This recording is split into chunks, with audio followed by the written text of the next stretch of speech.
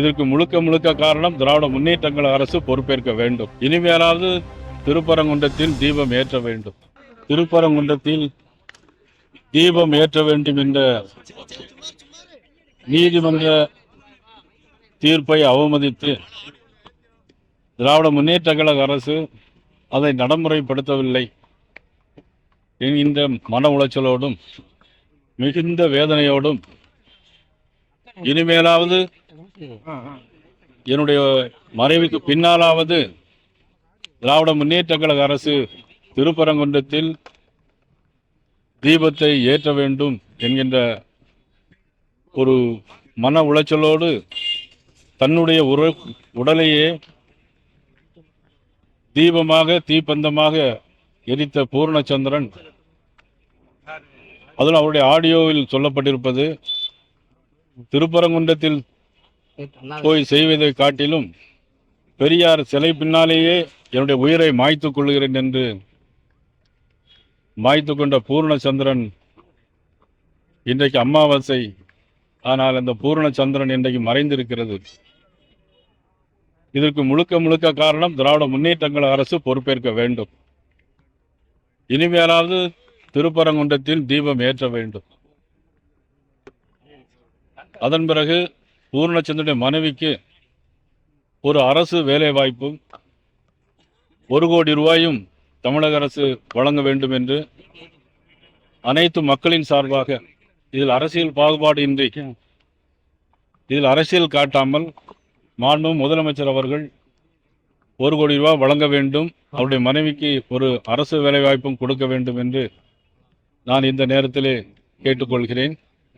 பாரதிய ஜனதா கட்சியின் சார்பாகவும் எங்களுடைய அமைப்புகள் சார்பாக, இந்து முன்னணி அமைப்புகளுடைய சார்பாகவும் அவர்களுக்கு ஒரு 10 லட்சம் ரூபாய் இன்றைக்கு காசோலை வழங்க இருக்கிறோம்.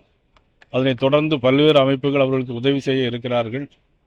ஆக திராவிட முன்னேற்ற கழக அரசு இனிமேலாவது தீபம் ஏற்ற வேண்டும் என்று நான் இந்த நேரத்தில் கேட்டுக்கொண்டு, எல்லா அமைப்புகளினுடைய சார்பாகவும் நாளை மாலை தமிழகத்தில் உள்ள அந்தந்த பகுதிகளில் பூர்ணச்சந்திரனுடைய திருவுருவப் படத்தை வைத்து அந்தந்த பகுதியில் உள்ள கோயில்களிலும் மோட்ச தீபம் ஏற்ற வேண்டும் என்று நான் இந்த நேரத்திலே அனைவரையும் நான் கேட்டுக்கொள்கிறேன். இந்த அரசுக்கு வைக்கிற வேண்டுகோள், பூர்ணச்சந்திரனுடைய மனைவிக்கு ஒரு அரசு வேலைவாய்ப்பு கொடுக்க வேண்டும். அந்த இறந்த குடும்பத்திற்கு அவர் மனைவிக்கு 1 கோடி ரூபாய் நிதி வழங்க வேண்டும் என்று நான் கேட்டுக்கொள்கிறேன். ஏன்னா கள்ளசாராயம் குடித்து இறந்தாலே 10 லட்சம் ரூபாய் கொடுக்கிற நம்மளுடைய அரசு, நான் அதை குறை சொல்லவில்லை, இதை செய்ய வேண்டும், 1 கோடி ரூபாய் பூர்ணச்சந்திரன் மனைவிக்கு கொடுக்க வேண்டும் என்று நான் இந்த நேரத்திலே எங்களுடைய வேண்டுகோளாக நாங்கள் வைக்கிறோம். இளைஞர்களுக்கு இல்லை, எல்லாம் சேர்ந்த அமைப்பு. இளைஞர்களுக்கு நான் வைக்கிற வேண்டுகோள், நமது மாநிலத்தில் பல்வேறு பிரச்சனைகள் வரலாம். குடும்ப பிரச்சனையாக இருக்கலாம், அல்லது பொது பிரச்சனையாக இருக்கலாம், அல்லது மதம் சார்ந்த பிரச்சனையாக கூட இருக்கலாம். ஆனால் உயிரை மாய்த்துக் கொள்வது என்பது அது ஒரு தவறான ஒரு முன்னுதாரணம். இனிமேல் யாரும் இந்த மாதிரி செயலில் ஈடுபடக்கூடாது. இளைஞர்கள் எதனால் எதிர்த்து போராட வேண்டும். நீதிமன்றத்தில் தொடர்ந்து தங்களுடைய வாதத்தை பதிவிட்டு நீதியை வெல்ல வேண்டுமே தவிர உயிரை மாய்த்துக் கொள்வது என்பது அது ஒரு நல்ல செயலாக, நல்ல முன் உதாரணமாக நிச்சயமாக இருக்காது. பெரியார் சிலைக்கு முன்னாடி வந்து நான் தற்கொலை பண்றேன், கடவுளே இல்லைன்றவருக்கு முன்னாடி நான் வந்து தற்கொலை பண்ணிட்டு அவர் நேற்று பதிவு சொல்லியிருக்காரு.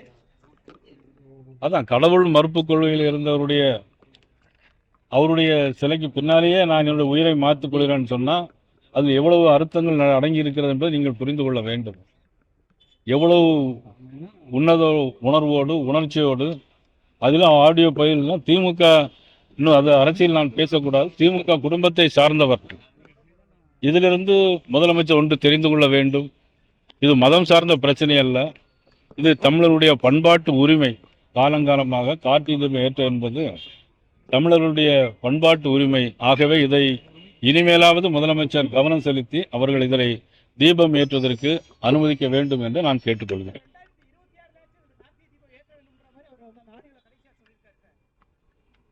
அவருடைய ஆத்மா சாந்தியடைய இறைவனை வேண்டுகிறேன். அவருடைய ஆத்மா நிச்சயமாக அதற்கான வேலையில் 2026 இன்றைக்கு நான் அரசியல் பேசக்கூடாது. 2026 நிச்சயமாக அது நடந்தே தீரும்.